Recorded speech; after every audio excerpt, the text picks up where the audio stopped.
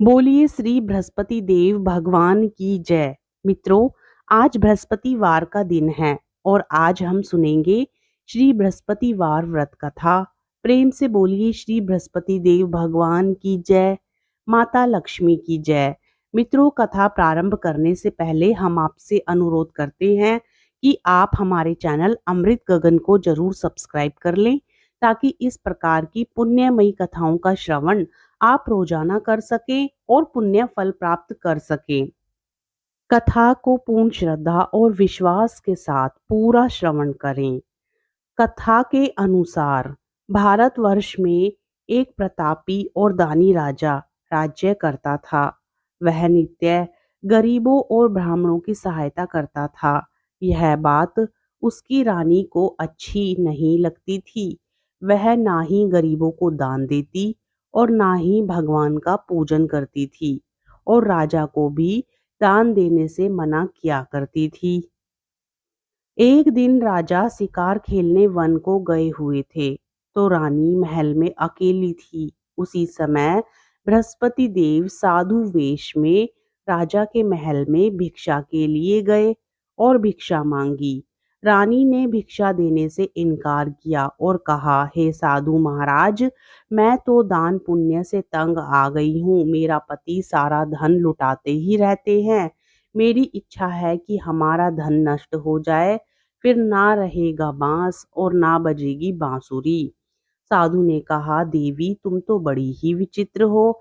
धन संतान तो सभी चाहते हैं, पुत्र और लक्ष्मी तो पापी के घर भी होने चाहिए। यदि तुम्हारे पास अधिक धन है तो भूखों को भोजन दो, प्यासों के लिए प्याऊ बनवाओ, मुसाफिरों के लिए धर्मशालाएं खुलवाओ। जो निर्धन अपनी कुंवारी कन्याओं का विवाह नहीं कर सकते, उनका विवाह करा दो। ऐसे और कई काम हैं जिनके करने से तुम्हारा यश लोक परलोक में फैलेगा। परंतु रानी पर उपदेश का कोई प्रभाव ना पड़ा। वह बोली, महाराज आप मुझे कुछ ना समझाएं। मैं ऐसा धन नहीं चाहती जो हर जगह बांटती फिरूं। साधु ने उत्तर दिया, यदि तुम्हारी ऐसी इच्छा है तो तथास्तु। तुम ऐसा करना कि बृहस्पतिवार को घर लीप कर पीली मिट्टी से अपना सिर धोकर स्नान करना, भट्टी चढ़ाकर कपड़े धोना। ऐसा करने से आपका सारा धन नष्ट हो जाएगा। इतना कहकर वह साधु महाराज वहां से आलोप हो गए। साधु के अनुसार कई बातों को पूरा करते हुए रानी को केवल 3 बृहस्पतिवार ही बीते थे कि उसकी समस्त धन संपत्ति नष्ट हो गई। भोजन के लिए राजा का परिवार तरसने लगा। तब एक दिन राजा ने रानी से बोला कि हे रानी, तुम यहीं रहो, मैं दूसरे देश को जाता हूँ, क्योंकि यहाँ पर सभी लोग मुझे जानते हैं, इसलिए मैं कोई छोटा कार्य नहीं कर सकता। ऐसा कहकर राजा परदेश चला गया। वहां वह जंगल से लकड़ी काट कर लाता और शहर में बेचता। इस तरह वह अपना जीवन व्यतीत करने लगा। इधर राजा के परदेश जाते ही रानी और दासी दुखी रहने लगी। एक बार जब रानी और दासी को 7 दिन तक बिना भोजन के रहना पड़ा, तो रानी ने अपनी दासी से कहा, हे दासी, पासी के नगर में मेरी बहन रहती है। वह बड़ी धनवान है। तू उसके पास जा और कुछ ले आ, ताकि थोड़ी बहुत गुजर बसर हो जाए। दासी रानी की बहन के पास गई। उस दिन गुरुवार था और रानी की बहन उस समय बृहस्पतिवार की व्रत कथा सुन रही थी। दासी ने रानी की बहन को अपनी रानी का संदेश दिया, लेकिन रानी की बड़ी बहन ने कोई उत्तर नहीं दिया। जब दासी को रानी की बहन से कोई उत्तर नहीं मिला तो वह बहुत ही दुखी हुई और उसे क्रोध भी आया। दासी ने वापस आकर रानी को सारी बात बता दी।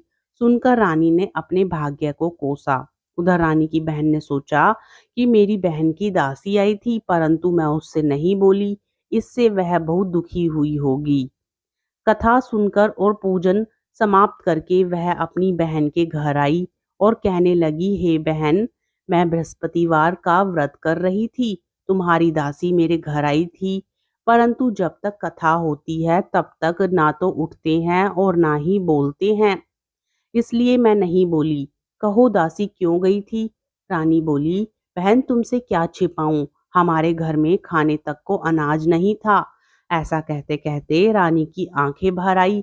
उसने दासी समेत पिछले 7 दिनों से भूखे रहने की बात अपनी बहन को विस्तार पूर्वक सुना दी। रानी की बहन बोली, देखो बहन, भगवान बृहस्पति देव सबकी मनोकामनाओं को पूर्ण करते हैं। देखो, शायद तुम्हारे घर में अनाज रखा हो। पहले तो रानी को विश्वास नहीं हुआ, पर बहन के आग्रह करने पर उसने अपनी दासी को अंदर भेजा तो उसे सचमुच अनाज से भरा एक घड़ा मिल गया। यह देखकर दासी को बड़ी हैरानी हुई। दासी ने रानी से कहा, हे रानी, जब हमको भोजन नहीं मिलता तो हम व्रत ही तो करते हैं, इसलिए क्यों ना इनसे व्रत और कथा की विधि पूछ ली जाए ताकि हम भी व्रत कर सके। तब रानी ने अपनी बहन से बृहस्पतिवार व्रत के बारे में पूछा। उसकी बहन ने बताया, बृहस्पतिवार के व्रत में चने की दाल और मुनक्का से विष्णु भगवान के केले की जड़ में पूजन करें तथा दीपक जलाएं, व्रत कथा सुने और पीला भोजन ही करें। इससे बृहस्पति देव प्रसन्न होते हैं। व्रत और पूजन विधि बताकर रानी की बहन अपने घर को लौट गई। 7 दिन के बाद जब गुरुवार आया तो रानी और दासी ने व्रत रखा। गुड़साल में जाकर चना और गुड़ लेकर आई, फिर उससे केले की जड़ तथा विष्णु भगवान का पूजन किया।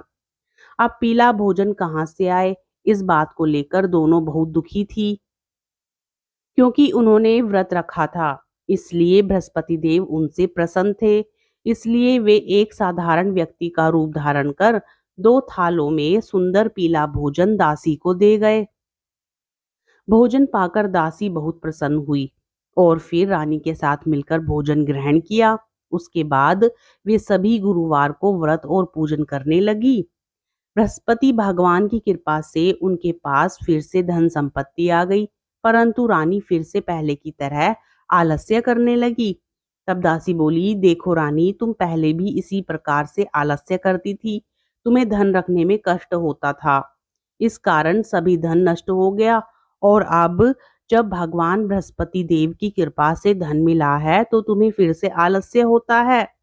रानी को समझाते हुए दासी कहती है कि बड़ी मुसीबतों के बाद हमने यह धन पाया है, इसलिए हमें दान पुण्य करना चाहिए, भूखे मनुष्यों को भोजन कराना चाहिए और धन को शुभ कार्यों में खर्च करना चाहिए, जिससे तुम्हारे कुल का यश बढ़ेगा, स्वर्ग की प्राप्ति होगी और पितृ प्रसन्न होंगे। दासी की बात मानकर रानी अपना धन शुभ कार्यों में खर्च करने लगी, जिससे पूरे नगर में उसका यश फैलने लगा। दूसरी ओर एक दिन राजा दुखी होकर जंगल में एक पेड़ के नीचे आसन जमाकर बैठ गया। वह अपनी दशा को याद करके व्याकुल होने लगा। बृहस्पतिवार का दिन था। एकाएक उसने देखा कि निर्जन वन में एक साधु प्रकट हुए। वह साधु वेश में स्वयं बृहस्पति देवता थे।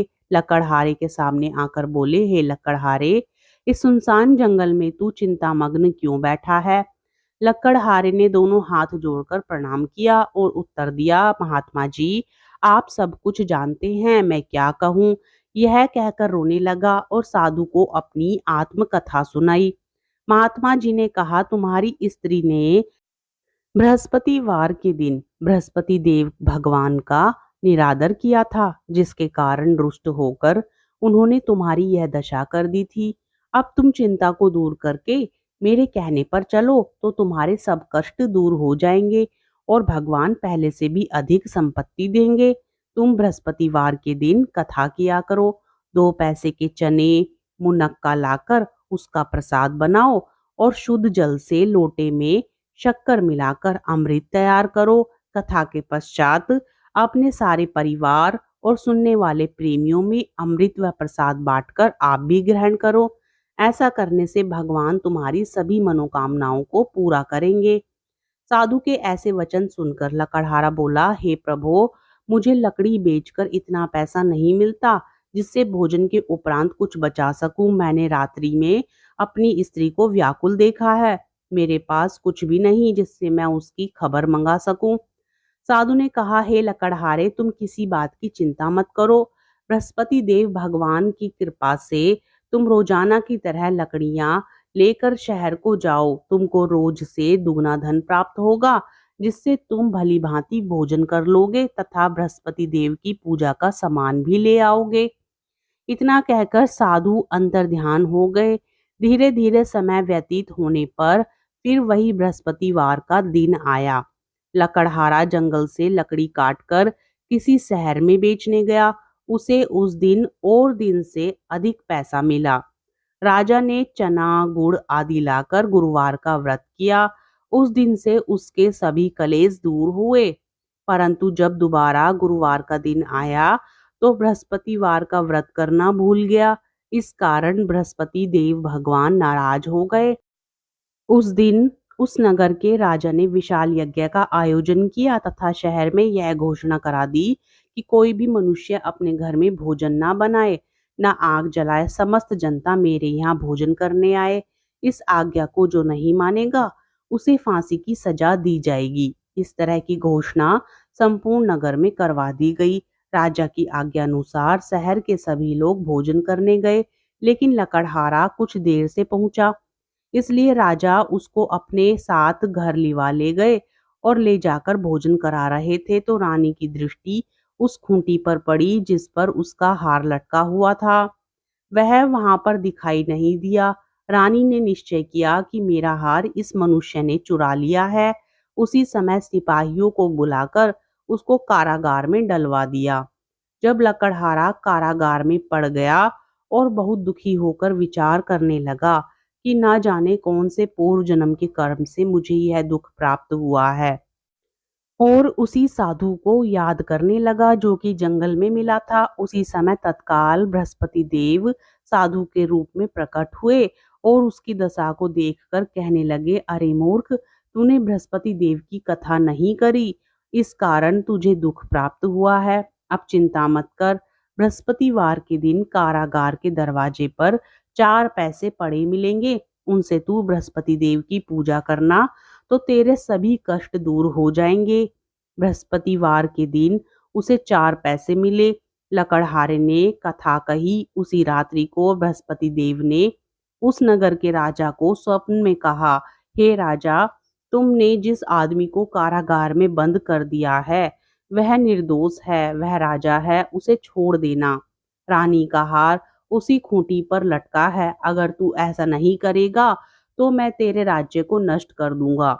इस तरह रात्रि के स्वप्न को देखकर राजा प्रातःकाल उठा और खूंटी पर हार देखकर लकड़हारे को बुलाकर क्षमा मांगी तथा लकड़हारे को योग्य सुंदर वस्त्र आभूषण देकर विदा कर दिया। बृहस्पति देव की आज्ञा अनुसार लकड़हारा अपने नगर को चल दिया। राजा जब अपने नगर के निकट पहुंचा तो उसे बड़ा आश्चर्य हुआ। नगर में पहले से अधिक बाग, तालाब, कुएं तथा बहुत सी धर्मशाला, मंदिर आदि बन गई हैं। राजा ने पूछा, यह किसका बाग और धर्मशाला है? तब नगर के सब लोग कहने लगे, यह सब रानी और बांदी के हैं। तो राजा को आश्चर्य हुआ और गुस्सा भी आया। जब रानी ने यह खबर सुनी कि राजा आ रहे हैं तो उन्होंने बांदी से कहा कि हे बांदी, हे दासी, देख, राजा हमको कितनी बुरी हालत में छोड़कर गए थे। हमारी ऐसी हालत देखकर वह लौट न जाएं, इसलिए तू दरवाजे पर ही खड़ी हो जा। आज्ञा अनुसार दासी दरवाजे पर ही खड़ी हो गई। राजा आए तो उन्हें अपने साथ लिवा लाई। तब राजा ने क्रोध करके अपनी रानी से पूछा कि यह धन तुम्हें कैसे प्राप्त हुआ है? तब उन्होंने कहा, हमें यह सब धन बृहस्पति देव के इस व्रत के प्रभाव से प्राप्त हुआ है। राजा ने निश्चय किया कि 7 रोज बाद तो सभी बृहस्पति देव का पूजन करते हैं, परंतु मैं प्रतिदिन दिन में 3 बार कहानी तथा रोज व्रत किया करूंगा। अब हर समय राजा के दुपट्टे में चने की दाल बंधी रहती तथा दिन में 3 बार कहानी कहता। एक रोज राजा ने विचार किया कि चलो अपनी बहन के यहाँ हो आवें। इस तरह निश्चय कर राजा घोड़े पर सवार हो अपनी बहन के यहाँ को चलने लगा। मार्ग में उसने देखा कि कुछ आदमी एक मुर्दे को लिए जा रहे हैं। उन्हें रोककर राजा कहने लगा, अरे भाइयों, मेरी बृहस्पति देव की कथा सुन लो। वे बोले, लो, हमारा तो आदमी मर गया है, इसको अपनी कथा की पड़ी है। परंतु कुछ आदमी बोले, अच्छा कहो, हम तुम्हारी कथा भी सुनेंगे। राजा ने दाल निकाली और जब कथा आधी हुई थी कि मुर्दा हिलने लग गया, और जब कथा समाप्त हो गई तो राम राम करके मनुष्य उठकर खड़ा हो गया। आगे मार्ग में उसे एक किसान खेत में हल चलाता मिला। राजा ने उसे देख और उससे बोले, अरे भैया, तुम मेरी बृहस्पतिवार की कथा सुन लो। किसान बोला, जब तक मैं तेरी कथा सुनूंगा तब तक 4 हरैया जोत लूंगा। जा अपनी कथा किसी और को सुनाना। इस तरह राजा आगे चलने लगा। राजा के हटते ही बैल पछाड़ खाकर गिर गए तथा किसान के पेट में बड़ी जोर का दर्द होने लगा। उसी समय उसकी माँ रोटी लेकर आई और उसने जब यह देखा तो अपने पुत्र से सब हाल पूछा और बेटे ने सभी हाल कह दिया। तो बुढ़िया दौड़ी दौड़ी उस घुड़सवार के पास गई और उससे बोली कि मैं तेरी कथा सुनूंगी, तू अपनी कथा मेरे खेत पर चलकर ही कहना। राजा ने बुढ़िया के खेत पर जाकर कथा कही, जिसके सुनते ही वह बैल उठ खड़ा हुआ तथा किसान के पेट का दर्द भी बंद हो गया। राजा अपनी बहन के घर पहुंचा। बहन ने भाई की खूब मेहमानी की। दूसरे रोज प्रातःकाल राजा जागा तो वह देखने लगा कि सब लोग भोजन कर रहे हैं। राजा ने अपनी बहन से कहा, ऐसा कोई मनुष्य है जिसने भोजन नहीं किया हो? मेरी बृहस्पतिवार की कथा सुन ले। बहन बोली, हे भैया, यह देश ऐसा ही है कि पहले यहाँ लोग भोजन करते हैं, बाद में अन्य काम करते हैं। अगर कोई पड़ोस में हो तो देख आऊं। वह ऐसा कहकर देखने चली गई, परंतु उसे कोई भी ऐसा व्यक्ति नहीं मिला जिसने भोजन ना किया हो। अतः वह एक कुम्हार के घर गई, जिसका लड़का बीमार था। उसे मालूम हुआ कि उनके यहाँ 3 रोज से किसी ने भोजन नहीं किया है। रानी ने अपने भाई की कथा सुनने के लिए कुम्हार से कहा। वह तैयार हो गया। राजा ने जाकर बृहस्पतिवार की कथा कही, जिसको सुनकर उसका लड़का ठीक हो गया। अब तो राजा की प्रशंसा होने लगी। एक रोज राजा ने अपनी बहन से कहा कि हे बहन, हम अपने घर को जाएंगे, तुम भी तैयार हो जाओ। राजा की बहन ने अपनी सास से कहा। सास ने कहा, हाँ चली जा, परंतु अपने लड़कों को मत ले जाना, क्योंकि तेरे भाई के कोई औलाद नहीं है। बहन ने अपने भाई से कहा, हे भैया, मैं तो चलूंगी पर कोई बालक नहीं जाएगा। राजा बोला, जब कोई बालक जाएगा ही नहीं तब तुम ही क्या करोगी? बड़े दुखी मन से राजा अपने नगर को लौट आया। राजा ने अपनी रानी से कहा, हम निर्वंशी हैं, हमारा मुंह देखने का धर्म नहीं है और कुछ भोजन आदि नहीं किया। रानी बोली, हे प्रभु, बृहस्पति देव ने हमें सब कुछ दिया है, वह हमें औलाद भी अवश्य ही देंगे। उसी रात को बृहस्पति देव ने राजा से स्वप्न में कहा, हे राजा, उठ, सभी सोच त्याग दे, तेरी रानी गर्भ से है। राजा की यह बात सुनकर बड़ी खुशी हुई। 9वें महीने में उसके गर्भ से एक सुंदर पुत्र पैदा हुआ। तब राजा बोला, हे रानी, स्त्री बिना भोजन के रह सकती है, पर बिना कहे नहीं रह सकती। जब मेरी बहन आए तुम उससे कुछ कहना मत। रानी ने सुनकर हाँ कर दिया। जब राजा की बहन ने यह शुभ समाचार सुना तो वह बहुत ही खुश हुई तथा बधाई लेकर अपनी बहन के यहाँ आई। तब रानी ने कहा, घोड़ा चढ़कर तो नहीं आई, गधा चढ़ी आई। राजा की बहन बोली, भाभी, मैं इस प्रकार से ना कहती तो तुम्हें औलाद कैसे मिलती? बृहस्पति देव ऐसे ही हैं, जैसी जिसके मन में कामनाएं हैं सभी को पूर्ण करते हैं। जो सद्भावना पूर्वक बृहस्पतिवार का व्रत करता है एवं कथा पढ़ता है अथवा सुनता है, दूसरों को सुनाता है, बृहस्पति देव उसकी सभी मनोकामनाएं पूर्ण करते हैं। बोलिए श्री बृहस्पति देव भगवान की जय। लक्ष्मी माता की जय। इस प्रकार बृहस्पतिवार की कथा संपूर्ण होती है। अब सुनिए आरती। कथा सुनने के बाद आरती जरूर श्रवण करनी चाहिए। जय बृहस्पति देवा, ओम जय बृहस्पति देवा, छिन छिन भोग लगाऊं कदली फल मेवा। ओम जय बृहस्पति देवा, तुम पूर्ण परमात्मा, तुम अंतर्यामी, जगत पिता जगदीश्वर, तुम सबके स्वामी। ओम जय बृहस्पति देवा, चरणामृत निज निर्मल सब पातक हरता। सकल मनोरथ दायक कृपा करो भरता। ओम जय बृहस्पति देवा, तन मन धन अर्पण कर जो जन शरण पड़े। प्रभु प्रकट तब होकर आकर द्वार खड़े। ओम जय बृहस्पति देवा, दीन दयाल दयानिधि भक्तन हितकारी। पाप दोष सब हरता भव बंधन हारी। ओम जय बृहस्पति देवा, सकल मनोरथ दायक सब संशय हारो। विषय विकार मिटाओ संतन सुखकारी। ओम जय बृहस्पति देवा, जो कोई हारति तेरी प्रेम सहित गावे। जेठानंद आनंद कर सो निश्चय पावे। ओम जय बृहस्पति देवा, जय बृहस्पति देवा, ओम जय बृहस्पति देवा।